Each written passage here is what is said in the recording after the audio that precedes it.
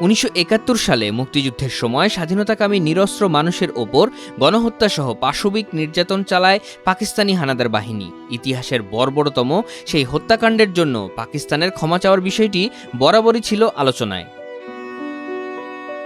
পাকিস্তানের উপপ্রধানমন্ত্রী ও পররাষ্ট্রমন্ত্রী ইসাক দারের ঢাকা সফরে ক্ষমা চাওয়ার সেই প্রশ্নটি আবারও উচ্চারিত হয় জোরে সোরে।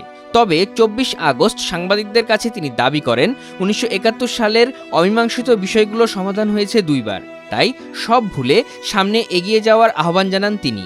Your question about unresolved issues,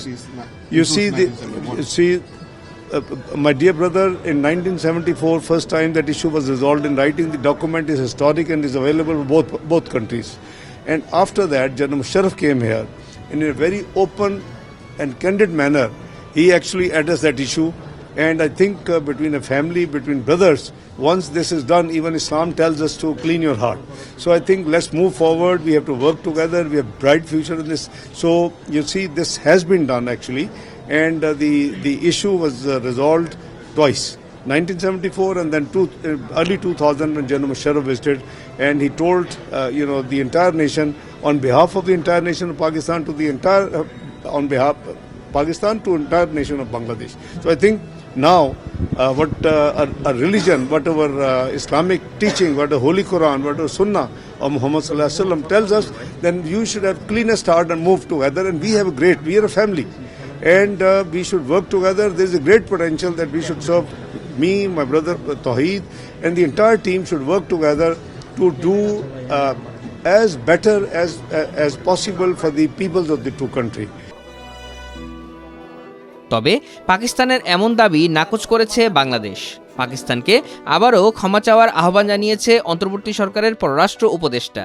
sir, উনি দাবি করেছেন যে 71-এর ইস্যুটি 74 সালে একবার সলভ হয়েছে এবং আর্লি 2000 একবার সলভ হয়েছে। বাংলাদেশ কি যেটা একমত? আমি অবশ্যই একমত না। একমত হলে তো সমস্যাটা সমাধান হয়ে যেত তাইলে তাদের মতো করে, তাই না? আমি তো বললাম আপনাকে যে আমরা আমাদের অবস্থানটা বলেছি, ওনাদের অবস্থানটা বলেছি।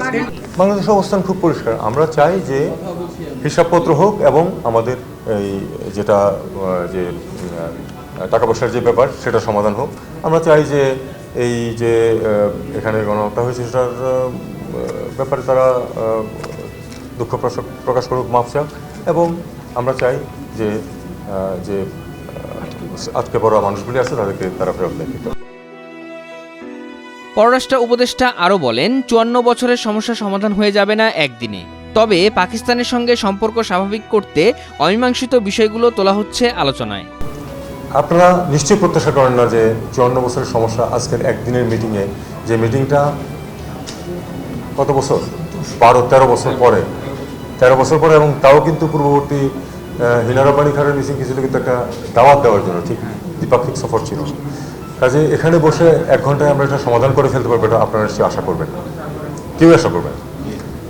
আমরা পরস্পরের অবস্থানটা তুলে ধরেছি। আমি আপনাদেরকে এইটুকু নিশ্চয়তা দিতে পারি, আমরা পরস্পরের অবস্থান তুলে ধরেছি। একটি বিষয় শুধু কথা হয়েছে, যেটা খানিকটা অগ্রগতি যদি আপনারা মনে করেন করতে পারেন। আমরা 3টি বিষয় কিন্তু নিজেদের অবস্থান তুলে ধরেছি। দুই পক্ষই